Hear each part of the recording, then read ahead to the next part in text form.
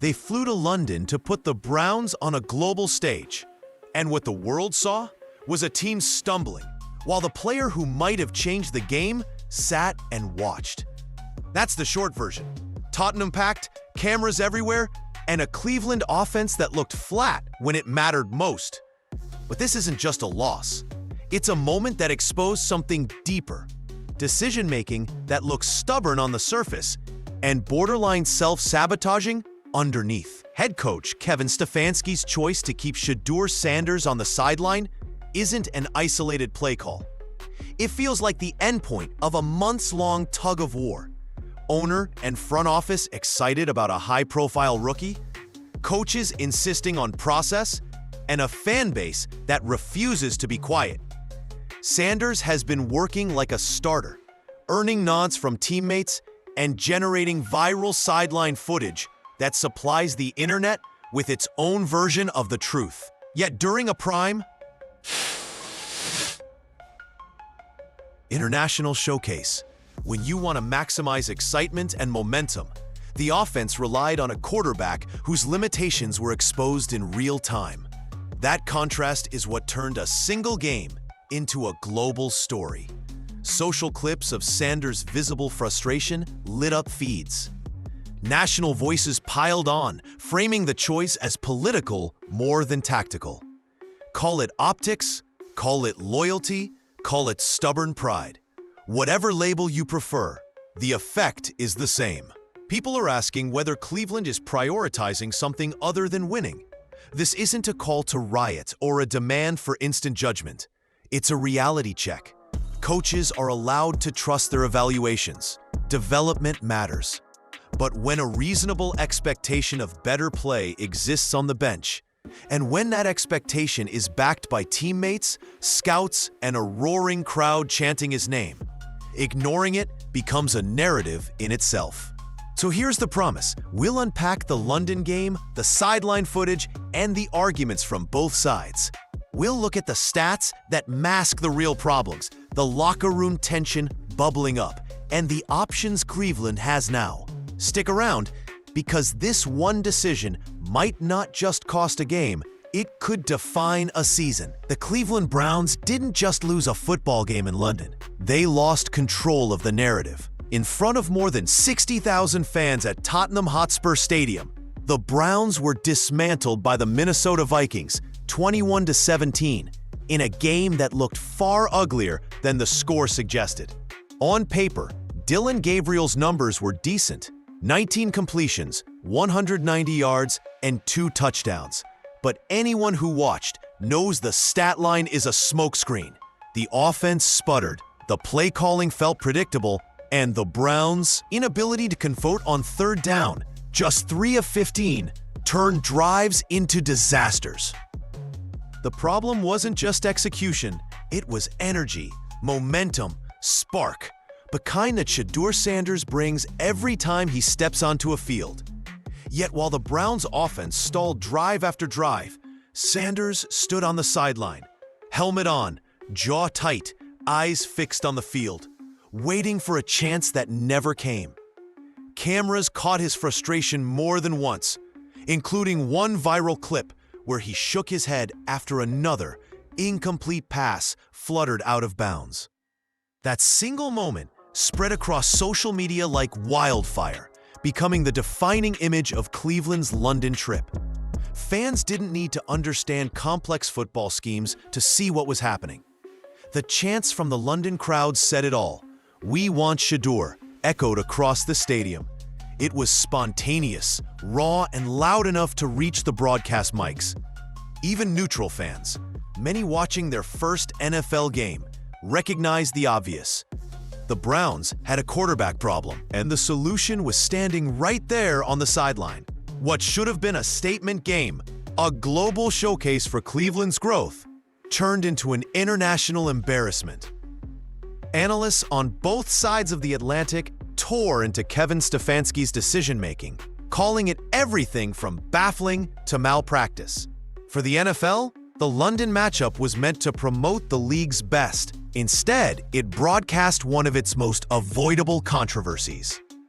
But the real story wasn't the final score. It was the silence between plays, the tension on the sideline, and the question echoing around the football world.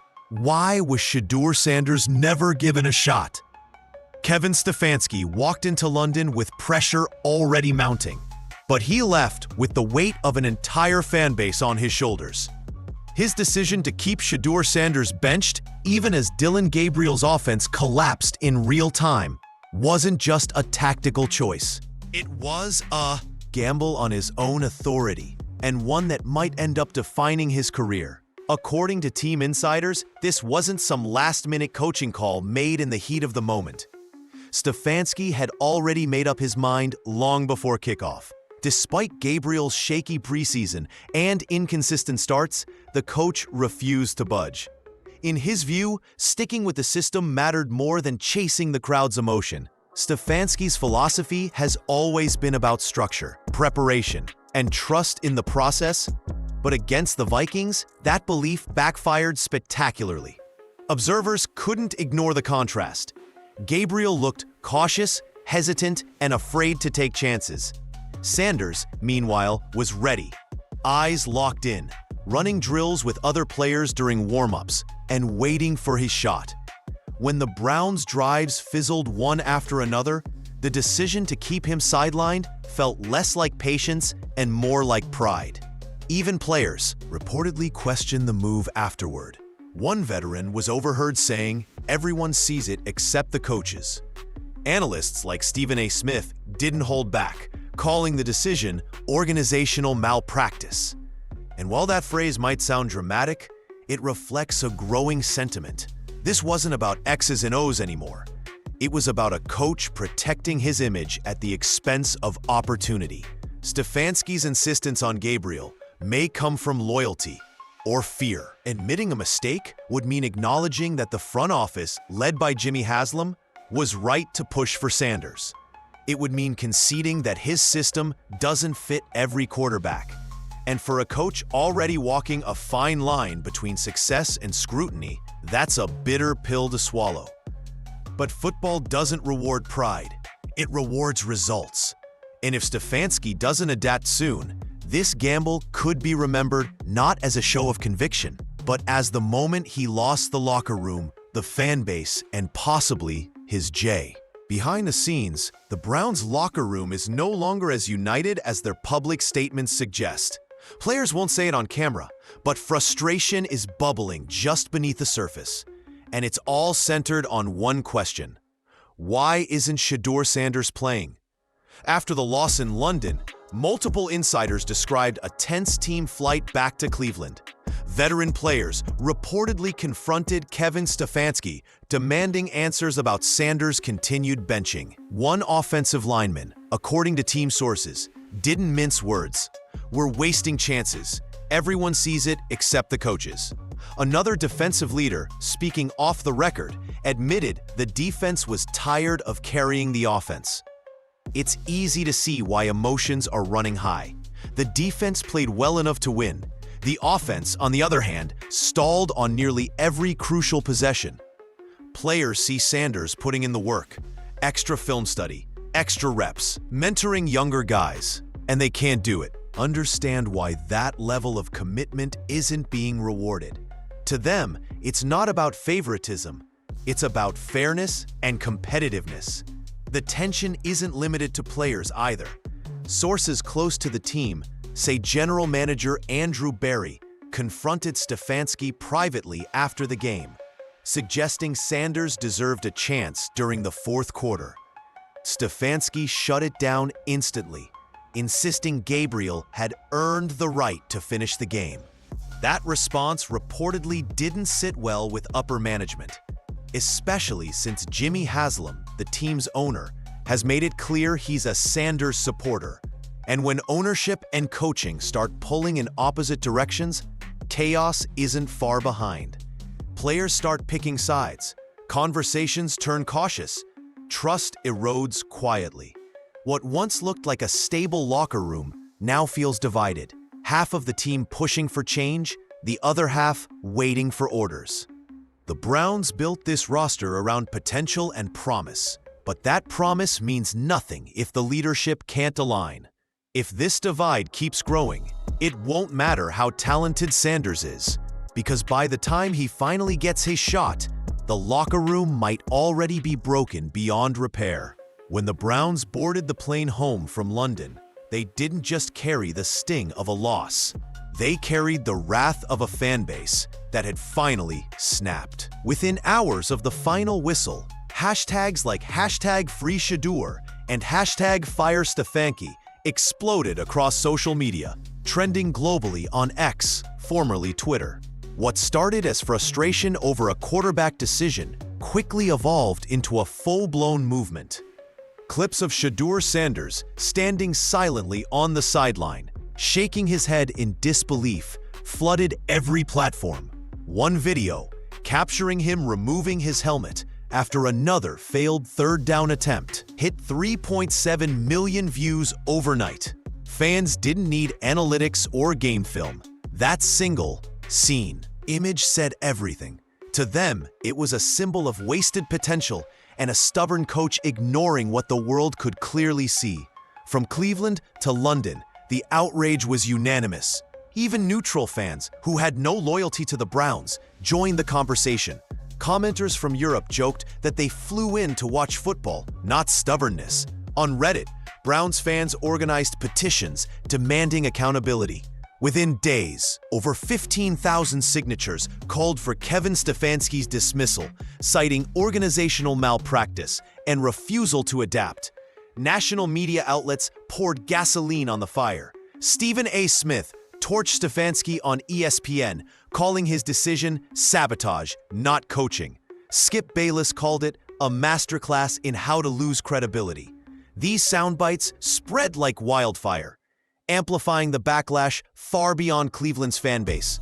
And then came the tipping point. The chance. In the fourth quarter of that London game, British fans began shouting, "We want Shedeur." It wasn't scripted or staged. It was raw, spontaneous, and broadcast worldwide. That chant didn't just embarrass the Browns, it exposed them. Now the organization faces a storm of public pressure it can't ignore. The fan base isn't asking politely anymore. They're demanding change. Every post the Browns make is flooded with comments tagging Sanders' name. Every press conference question circles back to him. The fans have made it clear. They don't just want to win. They want Shedeur. Behind closed doors, the fallout from London didn't just rattle the locker room. It reached the very top of the Browns organization. Team owner Jimmy Haslam, known for his fiery temperament and impatience with failure, was reportedly furious after witnessing what he called a global embarrassment. According to multiple team insiders, Haslam viewed the loss not just as a coaching failure, but as a brand disaster. The NFL's London showcase was supposed to elevate Cleveland's image on the international stage. Instead, it broadcast dysfunction, indecision, and controversy to millions of viewers worldwide. Sources claim Haslam made his displeasure known immediately. The Monday morning meeting following the game was described as tense, with the owner questioning both Kevin Stefanski and general manager Andrew Berry about why Shedeur Sanders was never given a single snap. One insider said Haslam's message was blunt. "We didn't draft him to hold a clipboard." The relationship between Haslam and Stefanski has always been cautious, but after London, it turned brittle. Ownership believes Sanders is the key to the Browns' future, a marketable, dynamic player who could rejuvenate fan interest and open new commercial opportunities. Stefanski, meanwhile, has been adamant about sticking to his system and developing players the right way. To Haslam, that sounds like an excuse. To Stefanski, it's professional integrity. Caught in the middle is Andrew Berry, forced to balance football logic with front office politics. Berry reportedly suggested easing Sanders into the lineup, perhaps giving him series reps in the next game against Jacksonville. Stefanski rejected it, emphasizing that the starter's role isn't up for discussion. That single statement reportedly deepened the rift. And here's where things get dangerous. Once an owner starts questioning a coach's decision publicly or privately, the countdown begins. Stefanski's past achievements, Coach of the Year, playoff berths, no longer shield him. Haslam has fired better men for less. If the Browns continue to stumble, it's not just Gabriel's starting job on the line. It's Stefanski's career, Barry's credibility, and the entire organizational structure of the Cleveland Browns hanging in the balance. Because when ownership starts asking why, it usually ends with someone packing their office. The moment the Browns' London loss went final, the media pounced, and this time there was no mercy. Every major sports network, talk show, and podcast had the same headline: Stefanski benches Sanders, Browns collapse. What could have been brushed off as an off day turned into a full-blown PR disaster. Cleveland's coaching staff found themselves not just defending a football decision, but fighting a national narrative that questioned their judgment, leadership, and franchisement, and even their motives. ESPN's Stephen A. Smith was among the first to unload. "You flew across the Atlantic with a dynamic young quarterback ready to go, and you benched him for what? For pride?" he said during First Take. "That's not coaching. That's sabotage." His clip racked up millions of views within hours, spreading outrage far beyond the Browns' fan base. Skip Bayless doubled down on Undisputed, calling Stefanski's play calling a stubborn man's downfall. Even former players. The moment the Browns' London loss went final, the media pounced, and this time there was no mercy. Every major sports network, talk show, and podcast had the same headline: Stefanski benches Sanders, Browns collapse. What could have been brushed off as an off day turned into a full-blown PR disaster. Cleveland's coaching staff found themselves not just defending a football decision, but fighting a national narrative that questioned their judgment, leadership, and even their motives. ESPN's Stephen A. Smith was among the first to unload. "You flew across the Atlantic with a dynamic young quarterback ready to go, and you benched him for what? For pride?" he said during First Take. "That's not coaching. That's sabotage." His clip racked up millions of views within hours, spreading outrage far beyond the Browns' fan base. Skip Bayless doubled down on Undisputed, calling Stefanski's play calling a stubborn man's downfall. Even former players chimed in. Cam Newton tweeted, "You can't teach swagger. You let that kid sit too long, you'll lose the locker room." Sports journalists overseas joined the pile-on. The Guardian called Cleveland's performance a case study in managerial arrogance, while Sky Sports analysts mocked the Browns for turning an NFL showcase into a slow-motion implosion. Even neutral European fans watching their first American football game could tell something was off. Why was the player everyone came to see standing on the sideline? But what really twisted the knife wasn't just the criticism, it was the speculation. Anonymous league insiders started whispering about a deeper rift inside Cleveland's leadership. Was Stefanski defying ownership? Was he trying to prove a point? One insider told The Athletic, "This isn't about football anymore. It's politics in pads." Once that storyline took hold, it spread like wildfire. Every microphone turned into a megaphone for controversy. And suddenly, Shedeur Sanders wasn't just a rookie quarterback, he was a national talking point, a symbol of wasted potential and coaching pride. The media storm didn't just criticize the Browns, it cornered them. Every headline, every panel debate, every viral clip added pressure. And pressure in Cleveland never stays quiet for long. Kevin Stefanski has faced pressure before, but never like this. After the Browns' international collapse, his once solid reputation as a steady analytical leader has been replaced by a new label: stubborn to a fault. Inside the organization, people are beginning to whisper what no one dared to say a month ago: that his job might not survive another loss. The Browns didn't just lose in London, they embarrassed themselves on a global stage.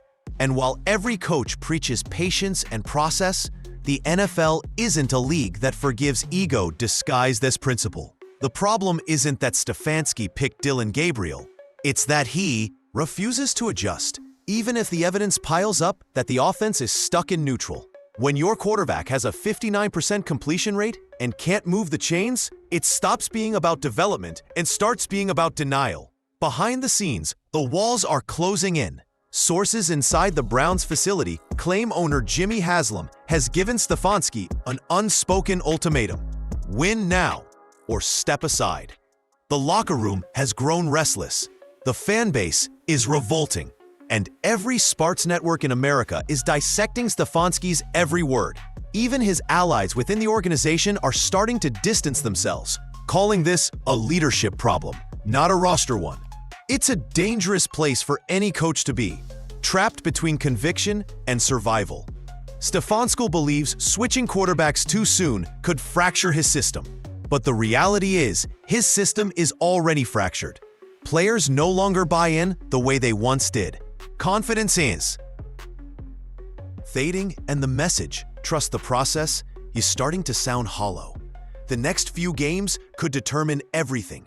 If Cleveland continues to flounder, Stefanski's tenure could end not with a resignation, but with a statement. One that says no one is above accountability. Because in the NFL, loyalty is earned through wins, not stubbornness. And right now, Kevin Stefanski is running out of both. Every once in a while, a player comes along who doesn't just play the game.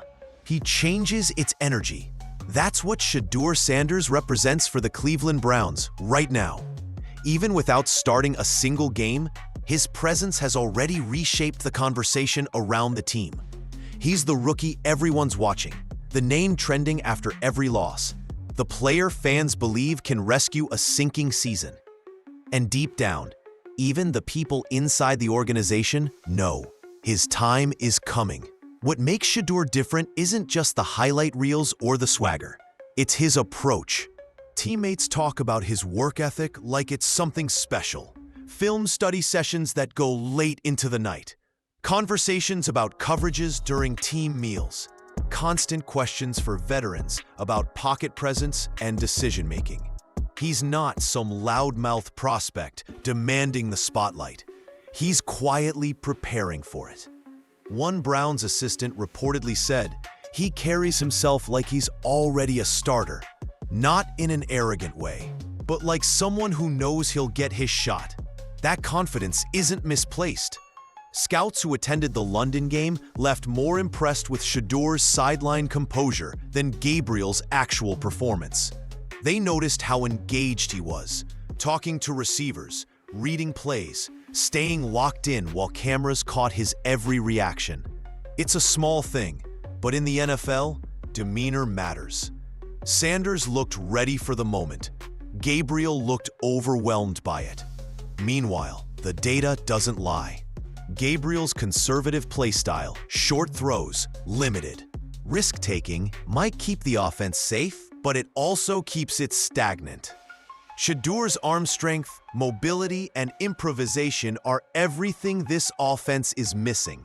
He's the spark waiting to ignite a team built for big plays but stuck in neutral. The truth? You can delay a movement, but you can't stop it.